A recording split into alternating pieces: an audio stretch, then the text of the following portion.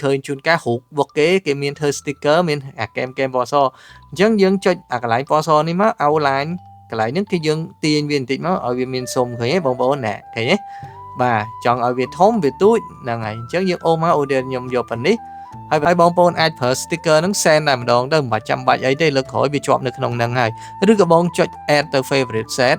ตัวสติกเกอร์ favorite บองหรือก็แอดตัวสติกเกอร์ set ได้บองปอนเมียนเสียมจังนั้นโอเดียนะหมายถึงยมแซนจังมองจังไปได้หายไปจอบในขนมนั่งไงជំរាបសួរបងប្អូនទាំងអស់គ្នាស្វាគមន៍មកកាន់វីដេអូថ្មីដែលផ្សាយចេញពី Channel Galaxy Tips KA ថ្ងៃនេះគឺខ្ញុំមកបង្ហាញមុខងារមួយដែលគេហៅថា cut out នៅលើរូបភាពហ្នឹងអញ្ចឹងបងប្អូនដែលភាគច្រើនឃើញនៅក្នុង Telegram ឃើញបងប្អូនខ្លះគាត់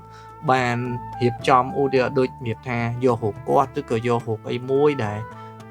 កាត់យកតែប៉ុណ្្នឹងហើយសរសេរចេញធ្វើលក្ខណៈដូចស្តៀង sticker អញ្ចឹងណាបងប្អូនអញ្ចឹងថ្ងៃនេះគឺខ្ញុំមកបង្ហាញបងប្អូនក្នុងការពីរបៀបធ្វើហ្នឹងបាទអញ្ចឹងជាដំបូងបងប្អូនចូលទៅក្នុង gallery របស់យើងបាទចូលទៅក្នុង gallery app gallery របស់យើងណាអា app រូបភាពអញ្ចឹងបងប្អូនចូលហ្នឹងហើយរើសរូបមួយដែលបងប្អូនចង់ធ្វើទៅរើសរូបមួយដែលបងប្អូនពេញចិត្តឧទាហរណ៍ថាខ្ញុំសាកល្បងរូបភាពនេះឲ្យបងប្អូនមើលណាអញ្ចឹង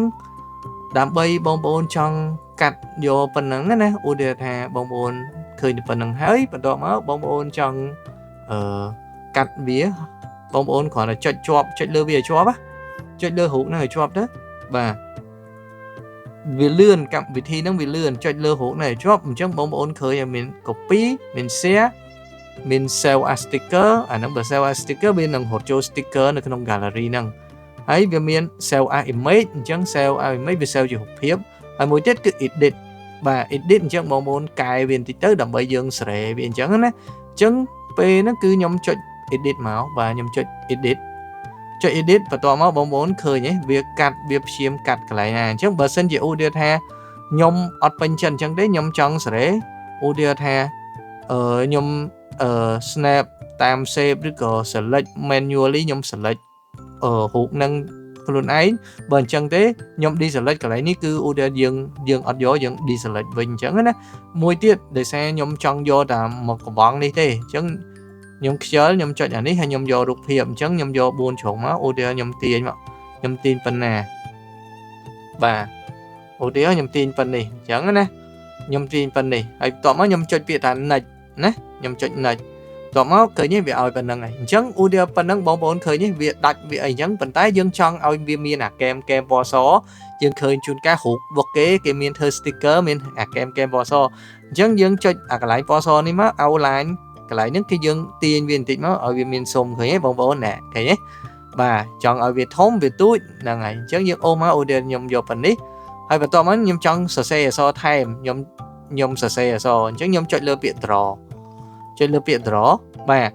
តោះមកខ្ញុំសរសេរមកឧទាហរណ៍ដោយសារខ្ញុំត្រូវការសរសេរបិចវារៀងស្រួលឧទាហរណ៍ថាខ្ញុំគួរអីមួយឧទាហរណ៍ខ្ញុំឲ្យសរសេរ hi បាទខ្ញុំសរសេរមក hi បាទ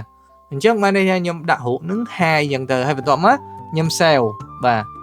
ខ្ញុំ save វាសួរយើង save as image ឬក៏ save as sticker បើសិនជា save as sticker វានឹងរត់ចូលទៅក្នុង sticker នៅក្នុង gallery ហ្នឹងពេលដែលយើងដូចវាថា edit ឬក៏អីពេលដែលយើង add sticker វាបាត់ឃើញមួយវិញទៀតគឺយើង save image មកឧទាហរណ៍យើង save image មកបាទ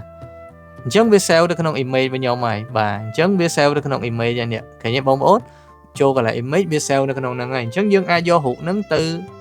ដាក់នៅកន្លែងផ្សេងបានយើងអាចយកទៅដាក់នៅក្នុង note ដាក់នៅក្នុងអីរបស់យើងអញ្ចឹងឧទាហរណ៍ថាយើងសរសេរ note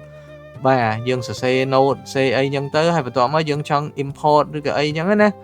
យើងចេះ add file ទៅយើង add មកបាទ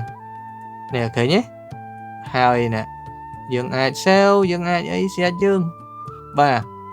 ឬក៏បងប្អូនចង់យករូបនឹងទៅធ្វើនៅក្នុង Telegram ក៏បានដែរអញ្ចឹងយើងគ្រាន់តែចូលទៅ Telegram យើងមកគ្រាន់ថា Telegram ខ្ញុំវារៀងអីតិចណាបងប្អូនខ្ញុំបង្ហាញឲ្យបងប្អូនមើលខ្ញុំសុំបន្តិចព្រោះវាជាឯកជនភាពរបស់ខ្ញុំដែរបាទ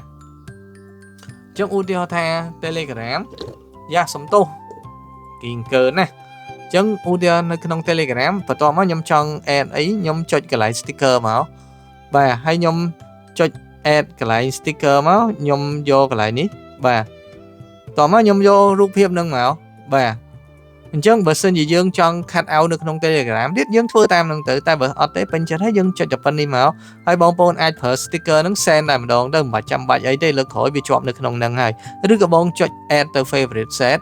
ទៅ sticker favorite បងប្អូនឬក៏ add ទៅ sticker set ដែលបងប្អូនមានស្រាប់អញ្ចឹងណាឧទាហរណ៍ថាមិនបាច់ខ្ញុំ send អញ្ចឹងមកអញ្ចឹងពេលដែលហើយវាជាប់នៅក្នុងហ្នឹងហើយអញ្ចឹងបងប្អូនអាចយកអាហ្នឹងទៅផ្ញើឲ្យអ្នកផ្សេងបានទៀតអញ្ចឹងណាបាទអញ្ចឹងវីដេអូថ្ងៃនេះតែប៉ុណ្្នឹងឯងបងប្អូនដែលបងប្អូនគិតថាអាចដូចវាថាវាល្អវាអីបងប្អូនអាចជួយ share វីដេអូម្នាក់មួយផងកុំភ្លេចជួបគ្នានៅក្នុងវីដេអូក្រោយហើយជួយ like វីដេអូ share វីដេអូជាមួយនឹង subscribe channel YouTube ម្នាក់មួយផងបាទអរគុណបងប្អូនទាំងអស់គ្នាជួបគ្នានៅក្នុងវីដេអូក្រោយបាយបាយជម្រាបលា